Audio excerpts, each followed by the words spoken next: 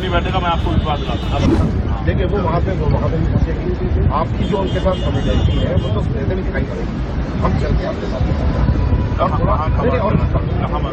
आपकी बात करवाना चाह रहे हैं, कहाँ बात करेंगे, बिल्कुल कराएंगे। मेरी परिवार और अपने अधिकार में बात करें। अगर मैं आपको विश्वास दिलाता हूँ, अगर मेरे लोग सुरक्षित हैं, उनके साथ अन्याय नहीं होगा, तो मैं बिल्कुल मैं कानून का पालन। मेरी बात संबल मीडियम से बात हो गई, आप जिससे बात कराना चाहेंगे संबल में आपकी बात कहाँ रोड पे 5 मिनट आगे आप मुझे जाने नहीं दोगे, मुझे ऐसा लग रहा है। आप मुझे वापस कर दोगे। आप जानते हो कि मैं संविधान का पालन करता हूँ। हम भी पालन कर रहे हैं। हल्का सा थोड़ा सा स्कूल है, हल्का सा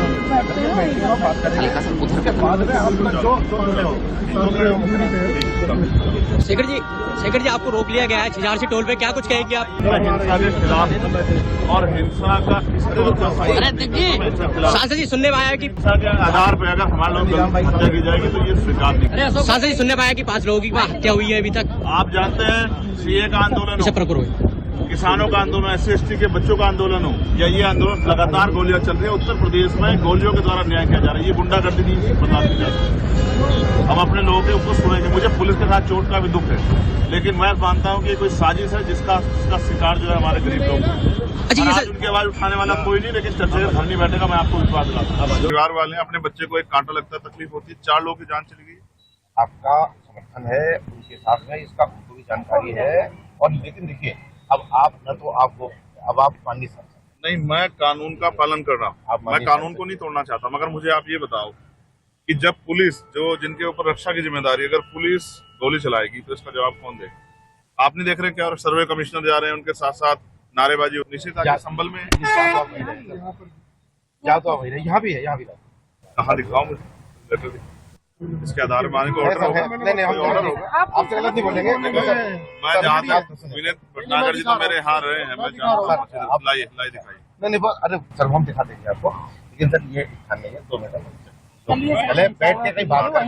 ये नहीं, बात ये आप देखो, पार्लियामेंट में सेशन शुरू हुआ, हम लोगों ने इस विषय को उठाया, बहुत जोर शोर से सदन स्थगित हो गया। ठीक है, वो उनको पावर है, विशेषाधिकार है कि वो वहाँ सदन को स्थगित कर दें, बात न रखते। लेकिन यहाँ सड़क पे जब उन लोगों को आज हमारी जरूरत है, हम नहीं जाएंगे तो कौन जाएगा?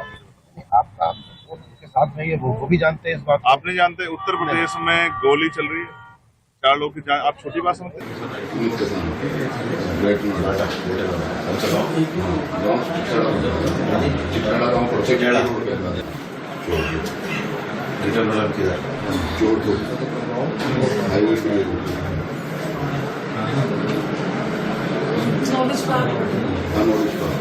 संभल का विषय बड़ा विषय है, और संभल में 4 लोगों की जान गई। 4 लोग जान अहमियत रखती है।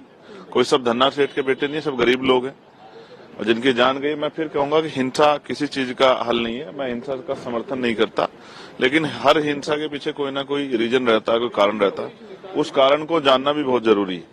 और जिस तरह से लगातार कभी किसी धार्मिक स्थल पे, कभी किसी धार्मिक स्थल पे बार बार जो है अपना आधिपत्य दिखाने की, और उसको उसके साथ जो है उसको अपने हिस्से में लेने की जो एक कवायद चल रही है, ये देश के लिए अच्छी नहीं है। देश में नफरत फैलाएगी, नुकसान करेगी। आप ये समझिए कि जब वर्शिप एक्ट 1919 है, और वो ये कहता है कि 15 अगस्त 47 को जो धार्मिक स्थल जिस स्थिति में था वैसे ही रहेगा, और बाबरी के बाद इसका ये हो भी गया था। तो अब ये नया रोज कभी ज्ञानवापी, कभी बनारस, कभी जो है संभल, ये सब करके जो है, मुझे ऐसा लगता है कि बुनियादी मुद्दों से ध्यान हटाना चाहते हैं। सर अखिलेश यादव ने जो कहा कि एक बार सर्वे हुआ था तो दोबारा सर्वे की क्या जरूरत थी, पुलिस की कमी है, सरकार पर आरोप मढ़े जा रहे हैं, आप इससे इत्तेफाक रखते हैं?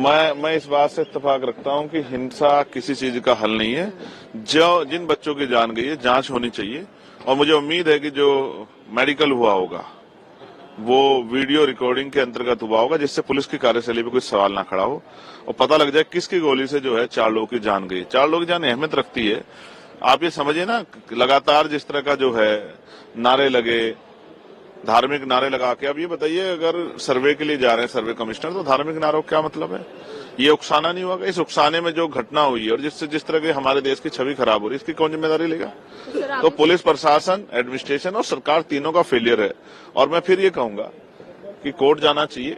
मैं सबसे शांति की अपील करूंगा कि लोग शांति बना के रखें, लेकिन मैं फिर आपसे स्पष्ट रूप से कह रहा हूं, ये अच्छा नहीं है, देश के लिए अच्छा नहीं है, संविधान की मर्यादाओं के लिए अच्छा नहीं है। संविधान की मर्यादा में आंदोलन हो, और गोली से नहीं, वार्ता से जो है लोगों की सबकी सुनवाई। क्या आपको नहीं पता इस मसले में दूसरे पक्ष को बिल्कुल नहीं सुना गया, एक पक्ष से फैसला हो गया है। बहुत सारे बड़े इशू हैं, ऐसा लगता है जैसे उनसे भी ध्यान हटाने के लिए सब चीजें की जा रही हैं। इनमें ईवीएम भी केंद्रित है, इनमें चुनाव में जो उत्तर प्रदेश में जो लोकतंत्र की हत्या वो भी केंद्रित है, और अडानी का भी मामला है। कहीं ऐसे मामला लगता है कि शायद उनसे भी ध्यान हटाने की कोशिश हो सकती है।